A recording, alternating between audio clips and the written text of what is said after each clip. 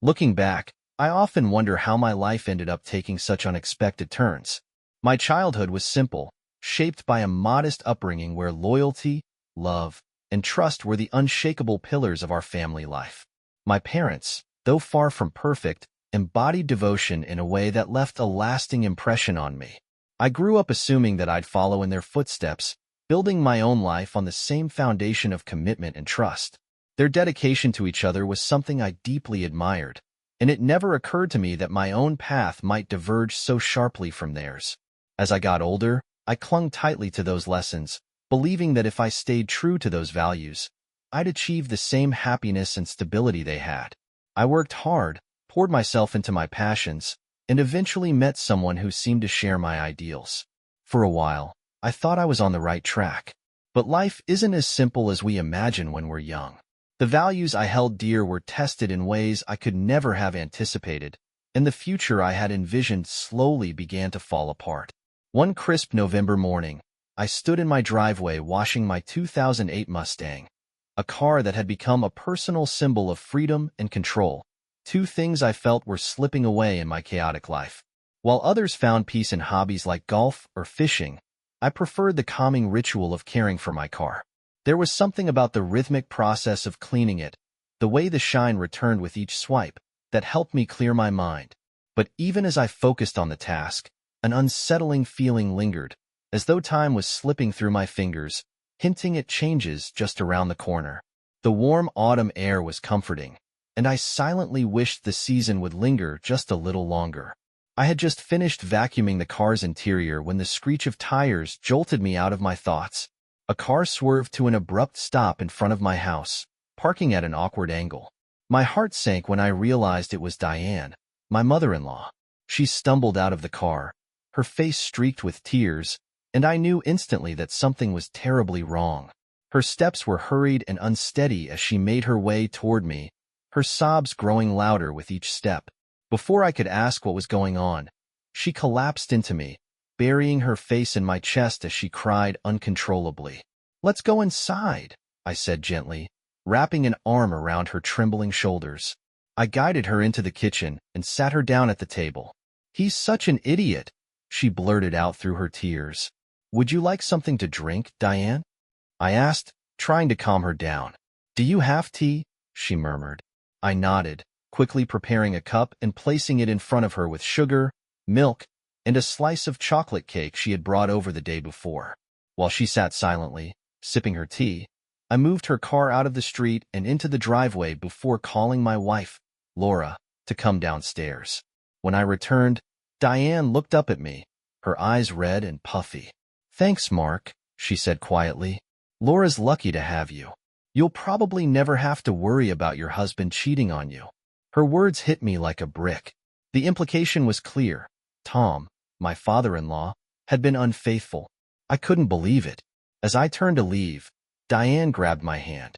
"Mark," she said, her voice trembling, "your family too. Why do men cheat?" The question made me uncomfortable, but before I could respond, Laura stepped in, her tone sharper than usual. "Mom, some people say men are wired to spread their genes. Maybe Dad has that urge, but that doesn't make it right." "I'm not talking about men in general," Diane snapped, her voice rising. "I'm talking about your father. He promised me he'd stay faithful, and he's broken that promise again." "Mom, you know he loves you," Laura said softly, trying to soothe her. "He struggles, but maybe you can work through this together." Diane shook her head bitterly.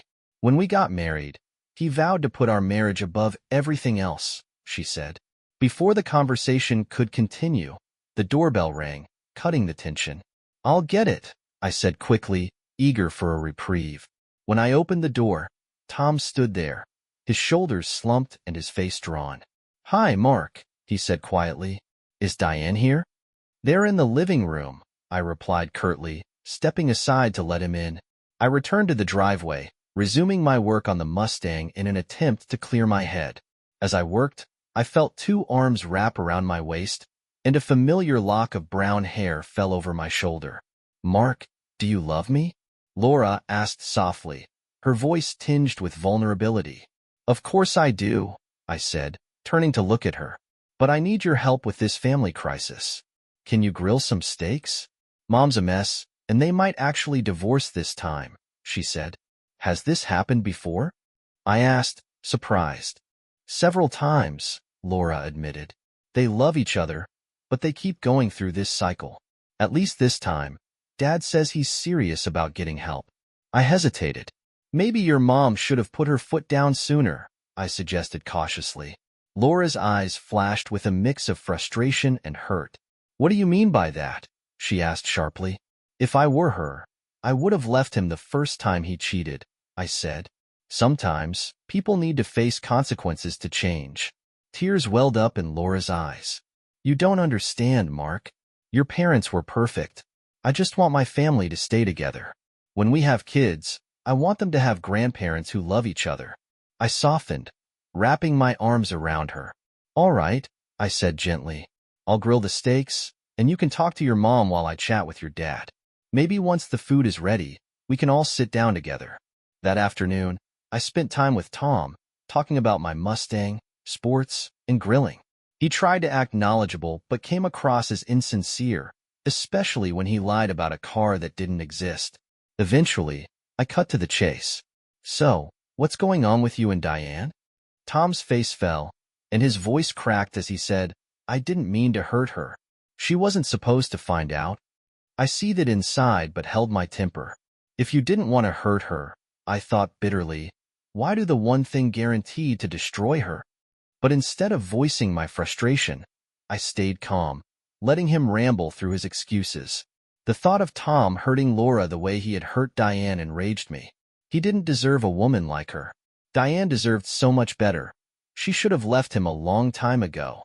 My dad or Uncle Steve, both good men, would have cherished a woman like her. Instead, here was Tom, fumbling through his excuses, claiming he needed to reconnect with the church. I almost laughed out loud at the absurdity of it. Later that evening, we gathered on the deck for dinner. Diane and Laura joined us, and Tom put on his usual act of the repentant husband. It was painfully obvious he wasn't sorry. He just wanted to save face. I excused myself, stepped inside, and laughed so hard tears came to my eyes. When I returned, Laura gave me a puzzled look while Tom sat there as if waiting for sainthood. Diane, however, was visibly torn, caught between walking away or trying to salvage whatever was left of her marriage. She was relying on us to guide her decision. So, Mark, do you think counseling could help? Diane asked, her voice trembling with hope. I glanced at Tom, who gave me a small, pleading nod, and then at Laura, who also nodded, silently begging me to help keep her parents together. Finally, I looked into Diane's eyes and saw how deeply she was hurting. Counseling can help uncover issues and teach you how to navigate them, I said, echoing something I'd heard on a therapy podcast. It wasn't a lie, though I didn't believe it would work for Tom. Diane nodded. All right, we'll try it, she said, reaching for Tom's hand with a hesitant smile. Laura's relieved look made me feel guilty. I was only doing this for her. Excuse me, Tom, I need to show you something in the garage, I said, standing abruptly. Once inside, I grabbed him by the throat and shoved him against the wall. Listen, you piece of garbage, I hissed. This is the last time I lie to save your sorry ass. Cheat on her again, and I promise divorce will be the least of your problems. Got it? He nodded frantically, and I let him go, disgusted. When we returned to the kitchen, I forced a smile, pretending everything was fine. Tom, on the other hand, looked rattled. Later that night, Laura and I enjoyed some time together, but my unease lingered. Just over a month later, 3 days after Christmas, my world flipped upside down. We stood in the morgue, staring at Tom's lifeless body. The attendant pulled back the sheet with an almost theatrical flourish, revealing the face of a man who had once seemed larger than life. Laura collapsed into tears, Diane turned away, and I stood frozen, my mind racing with bizarre, disconnected thoughts. Can you identify the body? The attendant asked. Diane and Laura both nodded silently. I'm sorry for your loss, he said, his attempt at sympathy coming across as hollow. As we left the morgue, a detective approached us. Mrs. Miller, he began, your husband didn't come home last night? Diane nodded, gripping my hand for support. He always called if he was going to be late, she said, her voice breaking. The detective offered us coffee, which I declined after glancing at the filthy coffee maker. Laura asked, "What happened to him?" "I can't reveal all the details yet," the detective began, "but it'll be in the papers soon. Your husband was found at the Sly Easy Motel on Sycamore Avenue. He was with a woman, and her husband caught them together. He kicked in the door and, well, he kept the last bullet for himself." Laura gasped, and Diane's expression hardened. The detective continued, "There's security footage confirming the events. No signs of anyone else involved." "Detective," Diane interrupted coldly, "I don't care where he's buried. Just, let's be done with this." She stood abruptly and walked out, leaving the rest of us scrambling to catch up. On the way home, Diane broke down, sobbing uncontrollably into my shoulder as I drove. Throughout the day, neighbors stopped by to offer condolences. Kara, our next-door neighbor, brought cookies. "How are you holding up?" she asked. I shrugged, not knowing what to say. "It's okay, honey," she said gently. "We're friends. I know you spent a lot of time with Tom.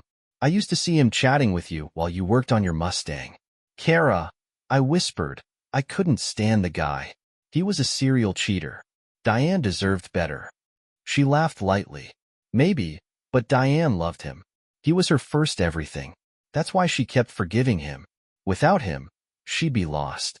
But Kara was wrong. Over the weeks, Diane's anger toward Tom only grew. At first, she refused to attend his funeral, but I eventually convinced her to go for Laura's sake. Even so, Laura became upset with both of us, especially when I refused to speak at the service. I couldn't bring myself to say anything good about Tom, and even his best friend struggled to deliver a eulogy. Tom die. You just had to know him," the friend mumbled awkwardly.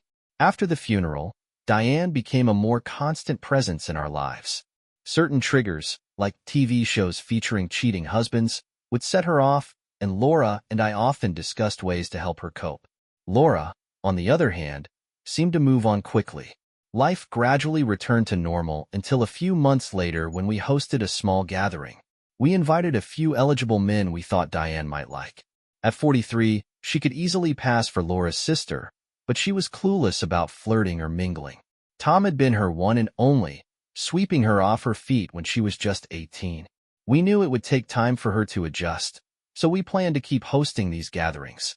That evening, as Laura and I cleaned up after the party, I noticed her phone on the counter. A notification lit up the screen, and assuming it was from Diane, I picked it up. My stomach dropped as I read the messages. Laura had been texting another man. The playful tone, the flirting. It was clear she was seeing someone else. I stood there, frozen, as my world shattered around me. How had I missed this? Laura and I spent so much time together. When did she even find the opportunity? Then it hit me. Laura had always defended her father, even when he was caught cheating, claiming it was just his nature. Maybe she was more like him than I realized. After all, you can't fight nature, can you? I guess they both expected me to react like Diane. Just accept it, forgive, and move on. Diane had loved Tom despite everything, forgiving him over and over. Perhaps her anger wasn't just about the cheating, but because his death had robbed her of the chance to forgive him one last time. "Someone's slacking on the cleaning," Laura teased, interrupting my thoughts. "But it's okay. I've done enough for both of us. Let's move to the bedroom." "Honey, I need to work on the brakes," I replied, watching her face shift from hopeful to frustrated. "How long will it take?" she asked. "All night, if I do them all," I said bluntly. "Can we do it tomorrow?" she pressed, her tone edging toward irritation. "Maybe tomorrow should be my turn," she added, hinting at plans of her own. Her suggestion hit a nerve. Did she seriously think I'd want to be with her after she'd been with someone else? "Honey, I'd love it if you didn't do the brakes tonight and came to bed with me," she insisted, her voice soft but insistent. "And I'd love it if you let me do the brakes after grilling and entertaining for your mom." I shot back, unable to hide my annoyance. "If you really loved me, you'd do them later," she challenged. "And if you really loved me, you'd let me do them now," I retorted. "What's wrong with you, Mark? she asked, her voice tinged with confusion. You usually can't keep your hands off me, but today you're distant. Do you know how many women tell me how lucky I am to have you? Even Kara said what she'd do if I weren't around. Well, tomorrow's another day, I said dismissively, walking away. Okay, she called after me, her tone resigned. But I knew what was going on. She wasn't desperate for me. She was desperate for tonight because tomorrow she'd be too tired, after being with someone else. Or maybe I was overthinking, letting my jealousy get the better of me. I recalled a show about a jealous husband who'd wrongly suspected his wife and destroyed everything. I didn't want to be that guy. The next morning, I went to work as usual. Laura made me breakfast, and I forced a smile. I'm sorry. I love you, Laura, I said, trying to sound sincere. What's gotten into you this morning? She asked, smiling. Just wanted you to know how much I care, I said, guilt bubbling inside me, as if I could somehow stop her from making a mistake. At work, I threw myself into my tasks. By 9:30, I was ahead of schedule and decided to leave early. As I walked out, Laura called. Hi, honey, she chirped. Want to have lunch together? Relief washed over me. Maybe I'd been wrong. I'd love to. Home or a restaurant? I asked, hopeful. Hold on, I've got another call, she said, her voice muffled. A few seconds later, she came back. Can we do lunch tomorrow? Mom needs to talk. Sure, I said, hanging up as my suspicions returned. I called Diane. How's your day going? I asked, trying to sound casual. Better now that I've heard from my favorite son-in-law, she teased. I'm your only son-in-law, I joked. But still my favorite, she laughed. Have you talked to Laura today? I asked. She's going to ask you something soon, Diane said. Just don't set me up with one of your friends again. I'm not ready to date. Marked worry, just dinner with the three of us, I assured her. Oh, that sounds nice. I'll pretend to be surprised, Diane replied. The call delayed me by 10 minutes, and it struck me. Laura's earlier call had just been a check to confirm I was at work. Maybe she learned a few tricks from her father. I drove straight to the motel and spotted Laura's Ford Focus in the parking lot. My stomach churned as I walked to the door. A cleaning lady passed by, and I handed her $50 to unlock the room. As the door opened, I saw him trying to scramble off the bed. Without thinking, I crossed the room, yanked him up, and slammed him to the floor. Mark, what are you doing? Laura screamed, trying to pull me away. I calmly stood, removed her hands, and looked her in the eye. Mark, ever touch me again, I said, my voice cold. I stepped outside, dialing my secretary to inform her I'd be out for the next 2 days. Then I called the police to report an assault. Laura sat silently on the bed, her face pale and tear-streaked. She tried to speak, but I cut her off. Shut up. We don't have a home anymore. Go to your mother's. When the police arrived, I explained everything. I'm the one who called, I said. You don't look hurt, one officer remarked. Not me, him, I said, pointing to Brian, who was still unconscious on the floor. They cuffed me and put me in the cruiser as the ambulance arrived. At the station, I was booked on suspicion of assault. I stayed silent, too numb to explain. In the holding cell, surrounded by strangers, I sat on a bench, lost in thought. There's a world of difference between suspecting your spouse is cheating and seeing it for yourself. Some people move on, others grow bitter, but in my case, I was simply shattered. I loved Laura. Until I walked into that motel room. I thought we'd grow old together.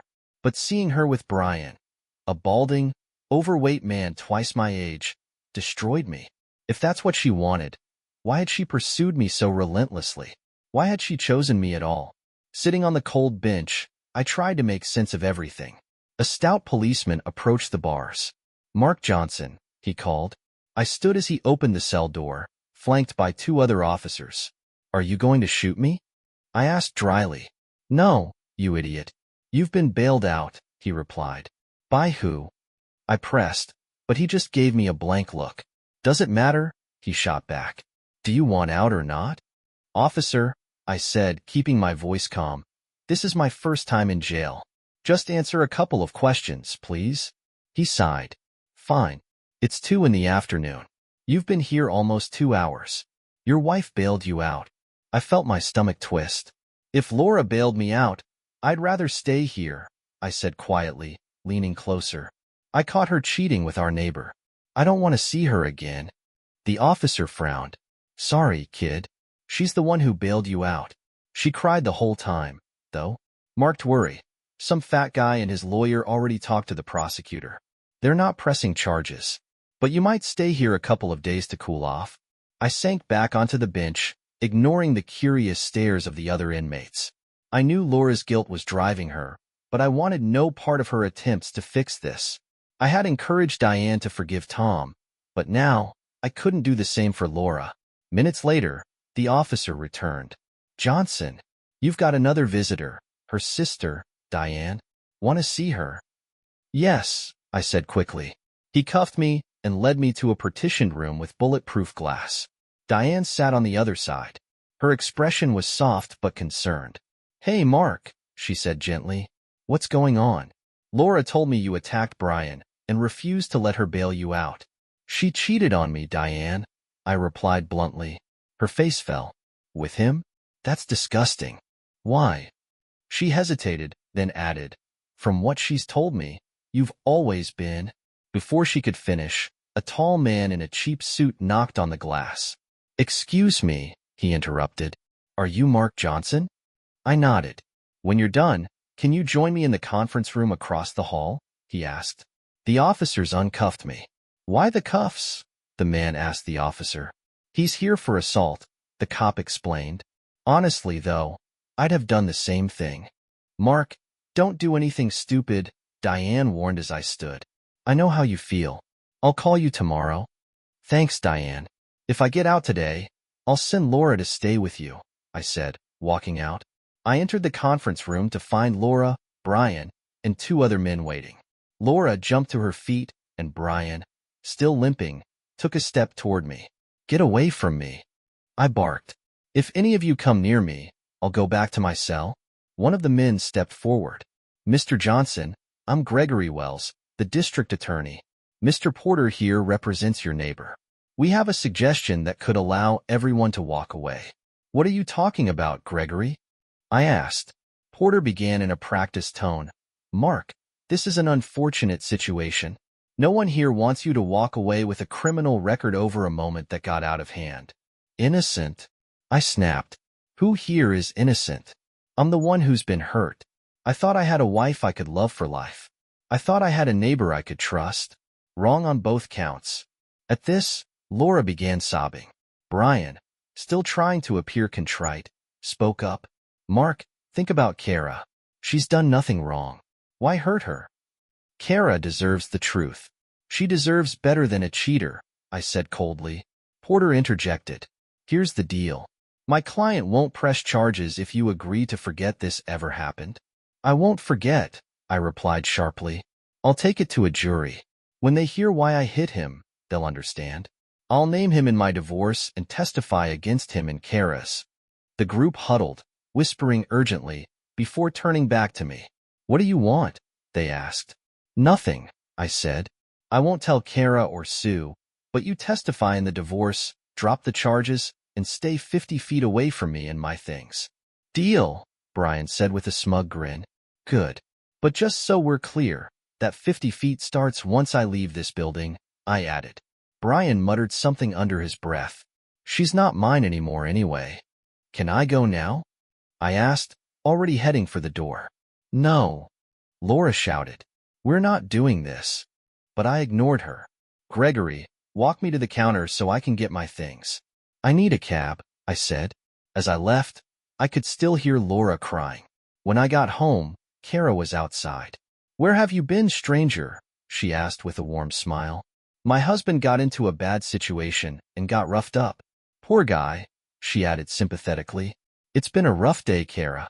We'll talk later, I said. Send your wife over, she called after me. Kara, I don't have a wife anymore, I replied, leaving her stunned. Inside, Laura's phone buzzed endlessly. I let it go to voicemail, ignoring the calls. Finally, it rang again, from Diane's number. I picked up to tell her to stop calling. Diane, can you? I started, but her voice cut me off. Mark, you have to. I hung up, unwilling to hear more. Half an hour later, the phone rang again. This time, I answered. Mark, are you there? Diane asked gently. Hi, Diane, I replied, my voice weary. Laura had spiraled out of control, crying and blaming everyone for ruining her life. I gave her tea spiked with sleeping pills to calm her down. She blames Brian, saying he tricked her into the deal, Diane said, and she blames you for your behavior. How am I doing? I asked bitterly. Mark, you're not acting like yourself, Diane said softly, her voice tinged with concern. Does it ever get better? I asked, exhausted. No, she whispered. It gets worse. You start doubting yourself, wondering why they chose someone else. You compare yourself to everyone. Every time they're late or in the wrong place, you imagine the worst. The trust never fully comes back. Diane, can I tell you something? I asked. Of course. We're family, she said. I lied to you. When Laura and I tried to get you to take Tom back and go to counseling, I didn't believe what I said. I thought you should just overlook his cheating because it's what Laura wanted. I know, Mark, Diane said gently. You're a terrible liar. Your mouth says one thing, but your eyes say another. Tom was a fool, I said. None of the women he cheated with were worth a fraction of you. Maybe it's in their blood, she replied. I can't believe Laura let that disgusting man near her. I won't keep taking her back just for her to do it again, I said firmly. Do you think people can change? Diane asked quietly. Or is it just their nature? Change is possible, I said. But it's rare, and it takes real effort. Cheaters will cheat. So, what does that mean for us? She asked. We have two choices, I said. We can move on and start fresh, knowing we're good people who loved the wrong ones. You have a beautiful daughter to show for it. I have nothing. Or we can stay, hoping they'll change, and end up as fools for putting up with it. You deserve someone worthy of you. And I should find someone who is too. Just then, Laura's voice called out. Mom, are you talking to Mark? Does he want to talk to me yet? Did you tell him how sorry I am? By Diane, I said, cutting the conversation short. Looks like you've got your hands full. In the following days, I talked with Diane often. Kara and a few neighbors stopped by with food, offering their support. I hired a lawyer and started drafting a fair divorce agreement. I didn't want a drawn-out fight, but I was ready for one if necessary. Through my lawyer, I learned that Brian had spilled everything. It had been going on for over 6 months, and he suspected Laura had done it before. I went to Diane's house to deliver the papers myself. She greeted me with a hug, but Laura rushed toward me. Mark, I've missed you so much, she said, her eyes red from crying. Laura, I'm here to make this easier. I didn't want a stranger handing you divorce papers, so I brought them myself, I said, holding out the documents. No, Mark, she pleaded, tears streaming. I'll stop. It won't happen again. You have to give me another chance. I'll see a counselor. Laura, it won't help, I said flatly. This isn't the first time. My lawyer talked to Brian. We know everything, over 6 months, and I doubt he was the first. How could you look me in the eye and lie? I asked. It was just sex, she said, her voice shaking. You and I are so much more than that. You and I are nothing now, I replied coldly. A gold ring means nothing when the vows are broken. Mark, please, she begged. You're being unfair. You're tearing my heart out. Damn it, Laura. Shut up, Diane snapped. You're just like your father. You think the world revolves around you. I forgave your father repeatedly, and maybe you think Mark should do the same. But he's not me. You had the perfect marriage, and you ruined it. Mark's hurting too. Can't you see that? But Mom, I'm hurting too, Laura sobbed. I know I was wrong, and I'm sorry. I feel like my life is over. Laura, it's your own fault, Diane said firmly. As much as I love you, maybe you deserve it. I agree, Laura said quietly, but I don't think it's bad enough to get divorced over. Shouldn't that be up to the person you hurt? Diane countered. Marriage is about what both people want. Maybe Mark doesn't want to be married to you anymore. Stop saying that, Mom, Laura yelled. She turned to me, desperate. Mark, Haven't I been a good wife? I've cleaned, cooked, given you everything you could want. Why can't you focus on what I did right instead of my mistakes? I feel lost without you. I can't stop crying. You can make us both better. Just forgive me this once. I swear it won't happen again. I left the room without responding. At the door, I turned back. Laura, get a lawyer. I want to get this over with and start fresh. When I got home, Kara was outside. Hey, Mark, wait up, she called out as I walked onto the porch. She crossed the yard, her old denim shorts frayed, her sweat-soaked t-shirt clinging to her. She'd clearly forgotten, or skipped, wearing a bra. I need to tell you a couple of things, she said. Kara wasn't as slender as Laura or Diane, but now that I was no longer with Laura, I couldn't help but notice her more. Why are you looking at me like that? Kara asked, her tone playful but curious. Sorry, I said, shaking my head. I shouldn't have. It's just, I wanted to say thank you. You and Brian have been great. If you need anything or just want to talk, I'm here. Kara smiled, a mix of warmth and concern. That's sweet of you, Mark. You know, helping others can be really healing. But that's not exactly what I meant. She hesitated, then added with a grin. You're not that kind of guy, and I'm married, so don't get any ideas. I gave her a weak smile, tempted for a moment to tell her the truth about Brian. But what good would it do? If Brian was genuinely trying to step up and be the husband she deserved, there was no point in making things worse. I decided to let it go. It's about the singles cruise, Kara continued. One of our clients is organizing it, and there are still cabins available. 10 days of fun in the sun might do your heart some good. Who knows? You might even meet someone. I'll think about it, I said. But I don't think I should date anyone until my divorce is finalized. You're a good guy, Mark. Whatever Laura did, I hope she realizes how foolish she was to throw this away. Let me know about the cruise, okay? I nodded, grateful for her kindness, but I didn't have the heart to dwell on it. In the days that followed, I focused on wrapping up loose ends. My lawyer finalized the divorce papers, and I informed my boss about my situation. He was surprisingly understanding and arranged for my transfer to our Phoenix plant. It was the perfect opportunity for a fresh start. Warm weather, year-round driving, and a place where no one knew my history. I'd be leaving everything and everyone behind. But isn't that what starting over is all about? I shared my plans with Diane, who was upset but supportive. I understand why you have to go, Mark, she said, her voice heavy with emotion. I've been thinking about leaving, too. Maybe moving to New York to be closer to my sister and mom. That sounds like a good idea, I replied. It could be a fresh start for both of us. She smiled faintly. Promise me we'll stay in touch. I don't have much of a choice, I said, half joking. I've only ever loved 2 people, and one doesn't love me back. You're all I have left. Diane sighed. Laura's been keeping a close eye on you, you know? She's terrified you'll find someone else. She cried for hours when she saw you talking to Kara on the porch, convinced you'd end up together. She's paranoid, I replied. But it's not far-fetched. True, Diane admitted. Mark, you're a good man. I love my daughter, but I love you, too. You're making the right choice. Laura doesn't deserve you. After that conversation, I started noticing Laura's behavior more. One night, I went to the movies and spotted her car in the parking lot. She was sitting there, watching me, deciding to have a little fun. I pretended to wait for someone, bought a ticket online, and called Diane to let Laura think I had a date. Sure enough, Laura stormed out of her car and started toward me, but I quickly went inside. With 15 movies playing, she had no idea which one I was in. 2 hours later, I walked out, pretending to say goodbye to someone just out of sight. Laura appeared out of nowhere, furious. Cut the crap, Mark, she snapped. You went to the movies alone. I've been following you since you left the house.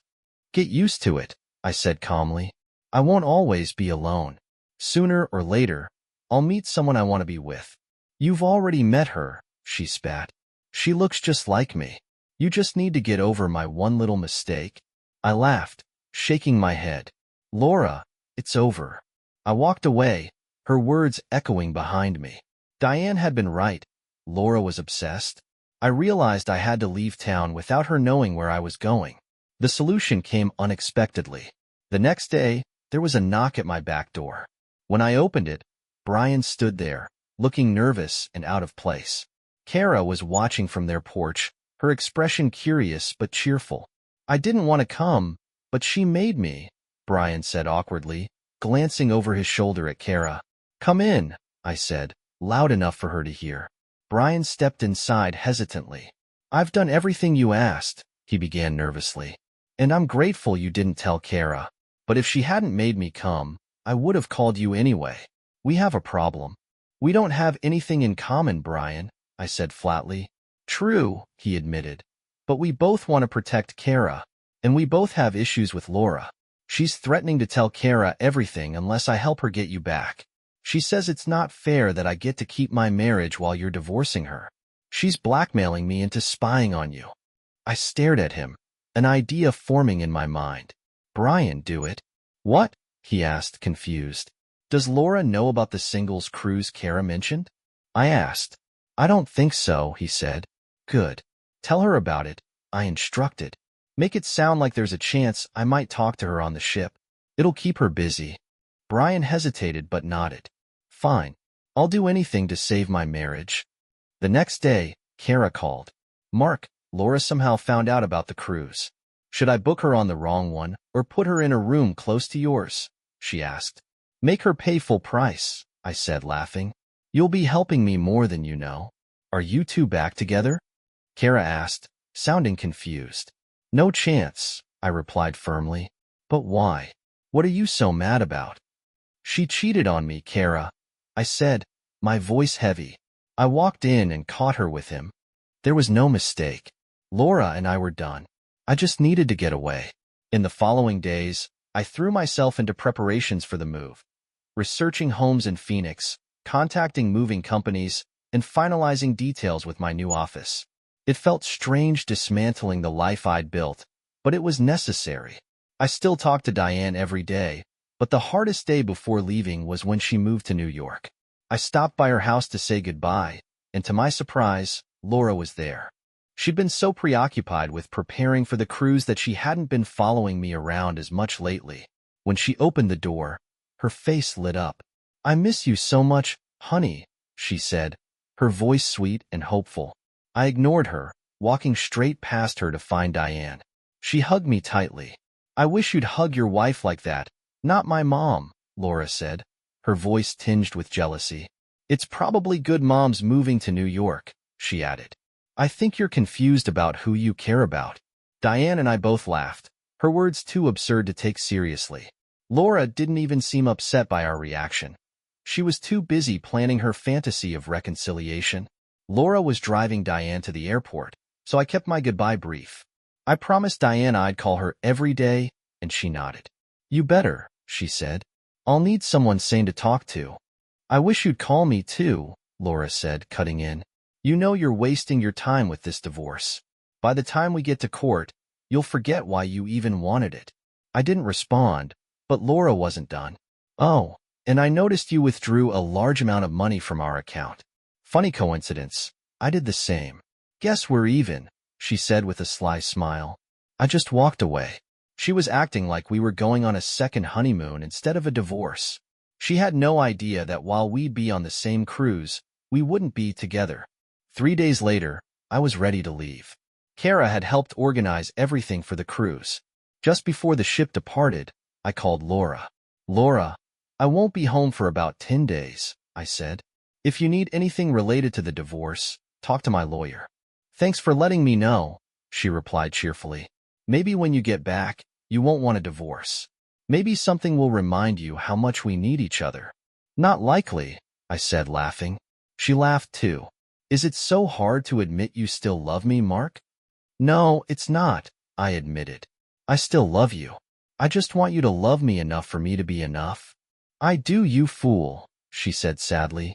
"I've realized life without you isn't worth it. Yes, I made a mistake, but it wasn't about love.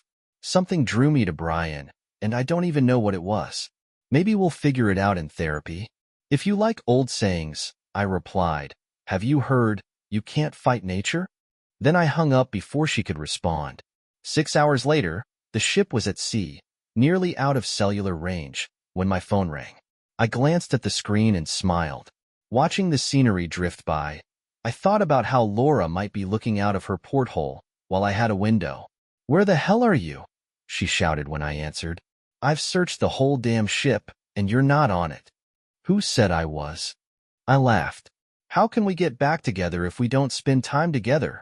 she yelled, her voice frantic. "You won't let me come home. You don't touch me, and you barely talk to me. I'm going crazy, Mark. I love you." "Okay, Laura," I said calmly. "After the cruise, you can come home.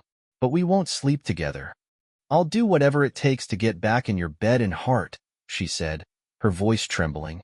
"I love you, Mark." The call went silent, and I laughed as I crossed into another time zone. I decided to call the one person who could lift my spirits. "Hi, Diane," I said when she picked up. "Mark," she squealed. "It's been so long since you called." "Almost 4 hours," I joked. "I think I made a mistake," she said. "Do you know what it's like living with 2 stuck-up old women?" I burst out laughing. Diane always knew how to cheer me up.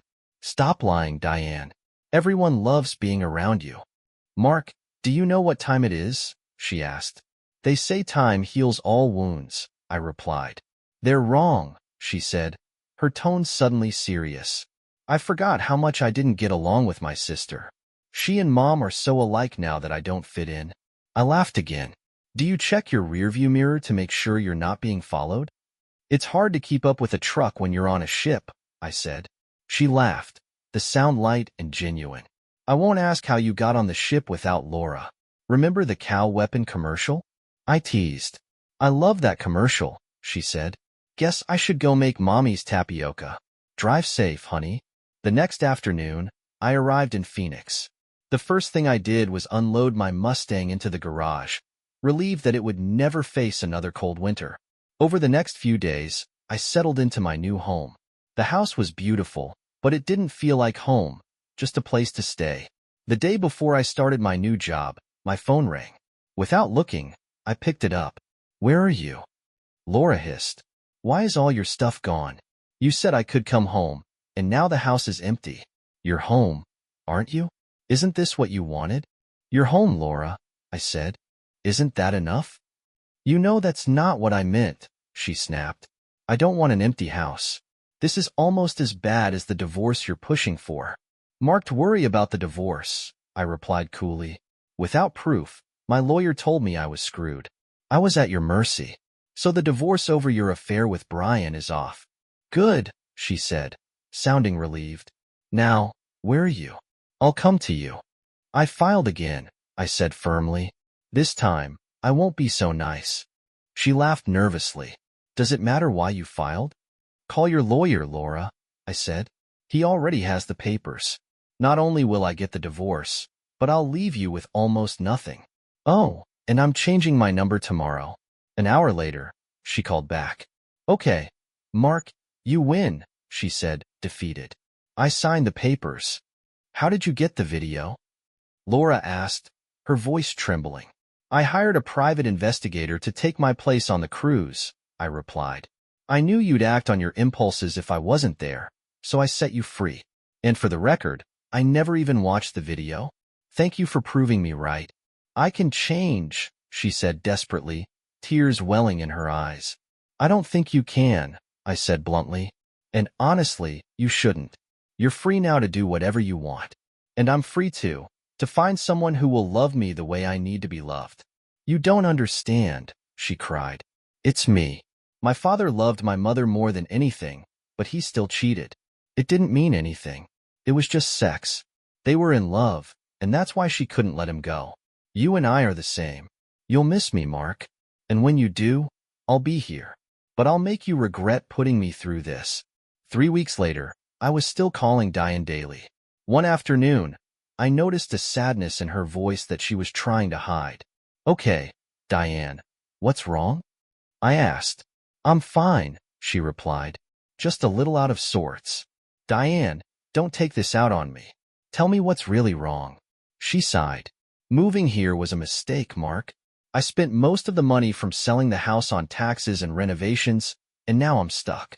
I have Tom's pension, which covers the basics, but it's not enough to move again or buy another place. I thought living with family would be great, but I guess I just didn't want to be alone after 20 years of living with someone. At least you still have family to live with, I said gently. Oh no, she replied. That's not an option. You have no idea what Laura's been up to since you divorced her. No, I don't, I said. But I wasn't talking about her. Diane, why don't you come live with me? I have plenty of space, and I'd love to have you around. Mark, are you crazy? She asked, half laughing. I can't live with you. You're my daughter's ex-husband. Not anymore, I said. Come visit. If you don't like it, you can always go back to New York. Okay, she agreed reluctantly. How about a week? I want to make sure you're okay. Besides, I've been visiting Laura at your old house. Well, do you even recognize it? Diane arrived a week later, and what was supposed to be a short visit turned into something much more. We spent the week sightseeing, shopping, and transforming my house into a home. By the end of the week, I dreaded her leaving. The morning she was supposed to go, she made me breakfast and noticed my glum expression. Why do you look so down, Mark? Our week's over, I said. I'm going to miss you. Can you come back soon? No, she replied softly. And honestly, Mark, I don't think you really want me to. Diane, you're my best friend. Of course I do. Mark, do you want to come back? No, she said with a smile. Because if I come back, it means I left. And I don't want to leave. I smiled and hugged her tightly. We both knew something was happening between us, but neither of us was ready to say it out loud. The next morning, she made me breakfast again. I can't send you to work on an empty stomach, she said with a grin. And I'm driving you to work today. I need the car to go shopping. You sure you don't want to drive the truck? I teased. She stuck out her lower lip and held out her hand. I hesitated for a moment, but for some reason, it didn't bother me to let her drive my Mustang, something I'd never let Laura do. I handed her the keys, and her radiant smile made my day. At my office, she didn't just drop me off. She came inside, looked around, and even met my secretary.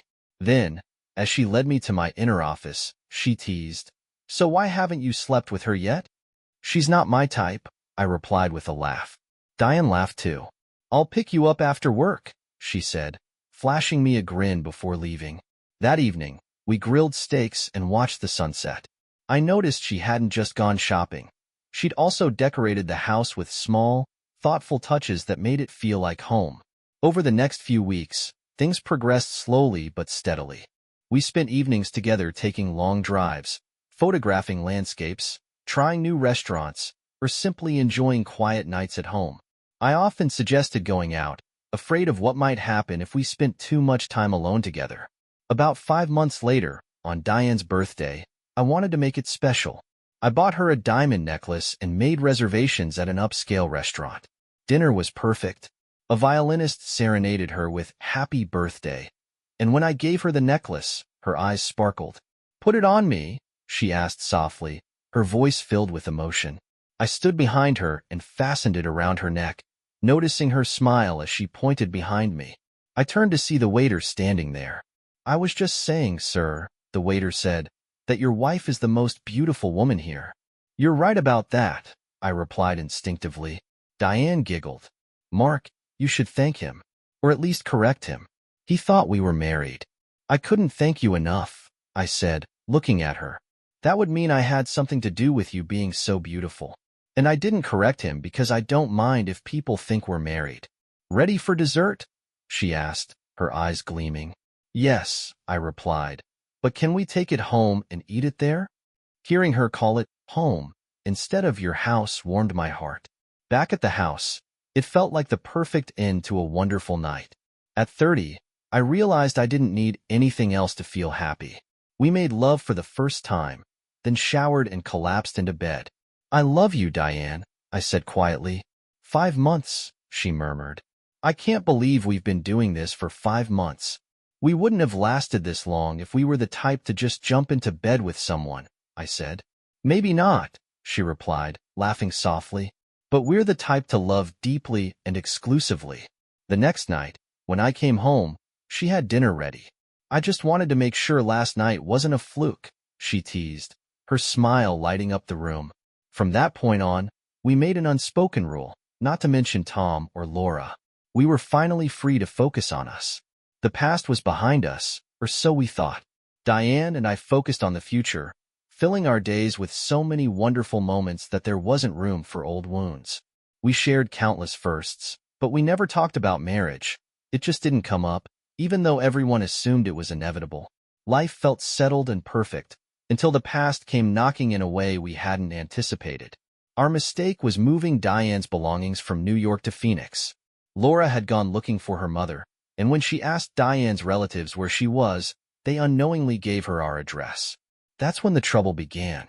One Saturday, I went out to buy supplies for a barbecue. While I was gone, Laura showed up on our porch. Diane had no choice but to let her in, hoping I'd be gone long enough to deal with her and get her to leave. But Laura wasn't blind. She quickly realized Diane wasn't living alone and that her housemate was likely a man. Confronted, Diane admitted it and promised to meet her for breakfast the next morning to talk. Laura reluctantly drove off, but on her way out, she got lost and spotted my car parked nearby. She knew. Diane waited until we'd had a chance to relax a bit before breaking the bad news to me. But as we were grilling steaks and getting ready to settle in for the evening, we noticed someone peeking over our 6-foot fence. Laura's eyes went wide, and she screamed, "I can't believe you two." We let her in, though it was clear she wasn't there for a calm conversation. "Especially you, Mom," she yelled. "What would Daddy think?" "Laura, we're not married anymore," I said calmly. "So what are you doing here?" "I came to find my mother," she said, her voice trembling. "I was hoping she knew where you were." "I need help." "What kind of help?" I asked. She sighed deeply. "I've lost almost all the money you left me, and I'm about to lose my house. I was hoping you'd give me another chance." "I realize how stupid I was," she said, her voice breaking. "I'm sorry, Laura," I said firmly, "but there's no chance. You can't fight nature." "Yes, you can," she insisted, her desperation palpable. "If you want it badly enough, you can do anything. I swear I've changed." "I was talking about Diane's nature and mine," I said, smiling faintly. "It's in our nature to fall in love and stay that way forever. We can't fight it. But since you're our daughter, we'll help with the house. Go home, and I'll put some money in your account. But you'll need to get a job." "Why can't I stay here with you?" she asked, her tone almost childlike. "Laura," I said with a sigh, "just being around you reminds me of what you did, and it makes me angry all over again. That's why I left town. Do you want the money or not?" "Of course," she said quietly. Then she turned to Diane, her eyes narrowing. "You don't want me here, do you, Mother? You know that if I had a fair chance, you'd lose. Mark only agrees with you because he thinks he loves you. But really, he still loves me.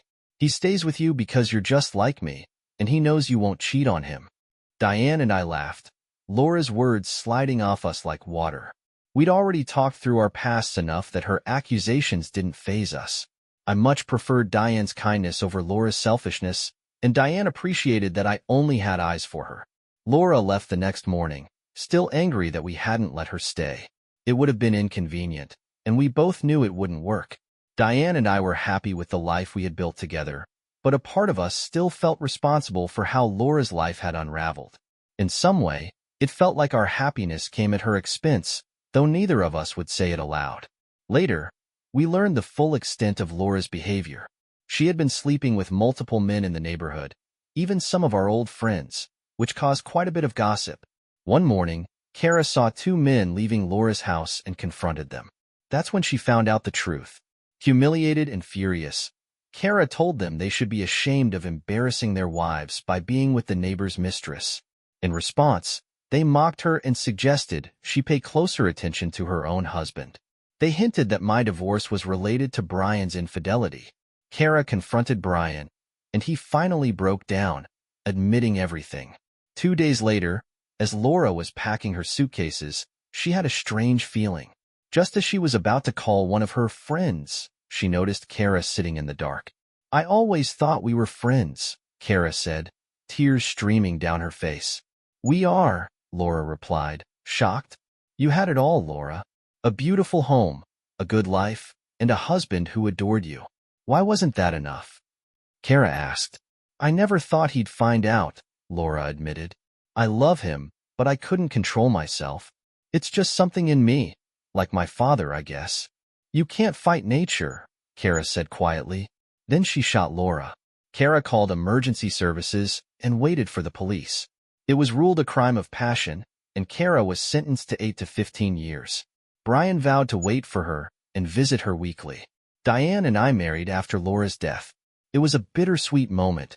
We realized we were all each other had. Our story even made headlines, especially when Diane, at 43, carried twins to full term. We didn't name them Laura or Tom, as we had made it a rule to leave the past behind. We often visit Laura's grave. Despite everything, it's heartbreaking to see someone's life end in such a tragic way. Neither of us had anything to do with her death, but we both feel some guilt. Both Tom and Laura were victims of their own natures, unable to learn from their mistakes. In a way, it's poetic. Laura couldn't escape her father's shadow, and in the end, she met the same fate. I guess you really can't fight nature. Despite it all, Diane and I lived happily ever after.